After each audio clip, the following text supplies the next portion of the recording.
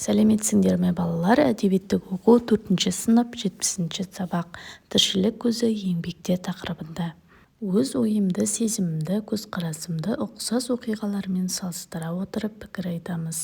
Мәтінге жаңа кейіпкер қосып оқиға құраймыз. Пікіріңді айт. Бірінші тапсырма. Кесте бойынша ойыңды айт. Менің еңбек етуім қажет. Себебі мен үлкейгенде еңбек етемін. Қамқор боламын, және де оларға қамқоршы боламын. Келесі, табиғатқа көмектесу үшін өзің қандай іс-әрекеттер жасадың? Табиғатқа көмектесу үшін мен көктем айларында ағаш отырғызып, ағаштарды суарып, олардың гүлденуіне, жеміс беруіне көмегімді тигіздім. Және де үнемі жерде жатқан қоқыстарды қоқыс жәшігіне салып, және де достарыма да қоқысты арнайы қоқыс қорапшасына салуды айтып отырамын. Түсініп оқы. Есік қаққан еңбек ықшамдап алынды. Тіршілік атаулыға ғажайып өмір сыйлағысы келген еңбек әлемді шарлайды. Еңбек жауған жаңбыр тамшылары жерге жетпей кеуіп үлгеретін аты аңызға айналған Африка еліне аттанады. Әлемдегі ең биік Намиб құм төбелері осы Африкада. Құм белестеріне бет алған еңбекті шөл қысып, әбден әлсіреген қарақоңыз қарсы алады. Еңбек қарақоңызды құмтөбеге алып шығады да қараңғы түсуін күтеді. Өйткені түнде теңіз жақтан тұман түседі. Қараңғы түссе, қарақоңызды желге қарсы арқасын тостырып, басымен тұрғызып қояды. Оның арқасында қалың тұманнан тамшылар пайда болады. Арқасынан аққан тамшылар қарақоңыздың аузына құйыла бастайды. Рахмет деген қарақоңыздың әлсіз дауысы естіледі. Тамшыға таңдайы жібіген қарақоңыздың жаратушыға алғысы шексіз еді. Еңбекпен достасқан күннен бастап шөл далада тіршілік ететін қарақоңыз осылайша шөлін тұманнан пайда болған тамшылармен қандыратын болыпты. Адамдар бара алмайтын Антарктидаға да еңбек ерінбей барып қайтады. Мұзға айналған әлемде еңбекті топ-топ пингвиндер қарсы алады. Еңбекпен қоян қолтық араласқан пингвиндер жүзіп жүрген мұздарды елеместен жарыса суға сүңгіп, балық ұстап балаларын қоректендіреді. Пингвиндер балапанын өскенше қалтасына салып бағады екен.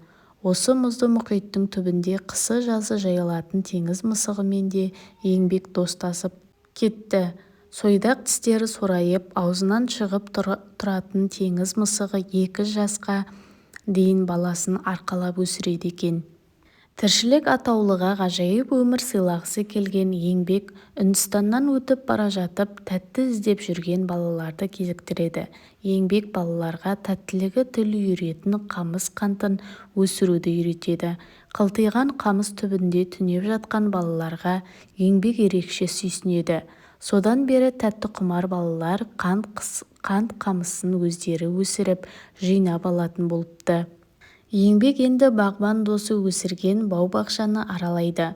Сайраған құстардың даусы күндіз-түні бір толастамайтын бақшада еңбекті Дәуіт пен үнді тырнасы құшақ жая қарсы алады.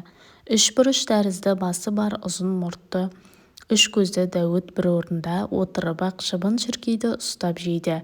Ал сенгіш те сезімтал тырна бақшаны күзетеді. Құстардың ұясын бұзып, жұмыртқасын жегісі келген жыландарды тырна тырп еткізбей шетінен аулап жеп отырады екен. Авторы Райхан Мәженқызы. Енді балалар тапсырма орындаймыз. Тіршілік үшін еңбектену керектігін қоңыз қалай түсінді? Ол еңбектің арқасында түсінді. Ол күні бойы шөлдеп, одан кейін түні бойы сабыр жасағанда бүкіл күндізгі шөлін қандыратынын ұға білді. Барлық жан-жануарлар еңбекті не үшін жақсы көреді? Өйткені еңбек барлық тіршілік иелеріне ғажайып еңбек сыйлайды. Бағала. 4-ші тапсырма. Тіршілік атаулыға ғажайып өмір сыйлағысы келген еңбекке қандай баға бересіңдер? Еңбек есімді балаға өте жоғары баға береміз. Өйткені Ол тіршіліктің, қоршаған ортаның, табиғаттың жай-күйі үшін барын салып, көмектесіп, күтіп бағуда. Есіңе түсір 5-ші тапсырма. Адамға бір-біріне жақсылық жасаған қандай ертегі кейіпкерлерін білесің? Мұндағы қарлығашты, шыбын мен жылан ертегі кейіпкерлерін білеміз. Бұлар өз ертегілерінде адамға жақсылық жасау үшін барын салған. 6-шы тапсырма. Суреттер бойынша мәтіндегі еңбек сияқты әр елге саяхаттаңдар.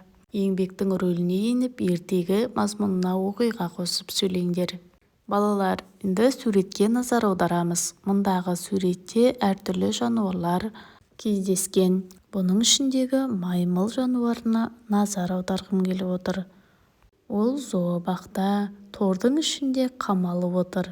Бұл маймыл еркіндікті, тау, тас, орманды жерді мекен еткісі келеді. Еркін өмір сүргісі келеді. Менің ойымша, бұл маймылды сол жаққа азат етіп, өзі қалаған өмірді сүретіндей еркіндік беру қажет деп ойлаймын. Ойлан, сөз тіркестерінің бірінші сөзінің алғашқы әрпі бойынша еңбекқор жәндіктің атын тап. Күрексіз жер қазған, қыл мен шөптен ұя салған. Әрине балалар, бұл жәндік құмырсқа мен қоңыз болып табылады. Қорытындыла, жазушы еңбек арқылы не көрсетпекші болды? Еңбек арқылы барлығын жеңуге болатындығын, барлық қиындықтың алдында еңбек тұратынын айтпақшы болды. Ертегі мазмұны бойынша жоспар жаз. Жоспар. 1. Мейірімді еңбек. 2. Еңбектің әлемді шарлауы. 3. Еңбектің бау-бақшаға саяхаты. Осылайша жоспар құрастырып жазамыз балалар. Жарайсыңдар балалар, бүгінгі біздің сабағымыз аяқталды. Сабақ ұнаса видеоға лайк басып, достарымызға таратуды ұмытпаңдар. Және каналға тіркеліп алуды ұмытпаңдар достар. Келесі жаңа сабақта көріскенше сау болыңдар.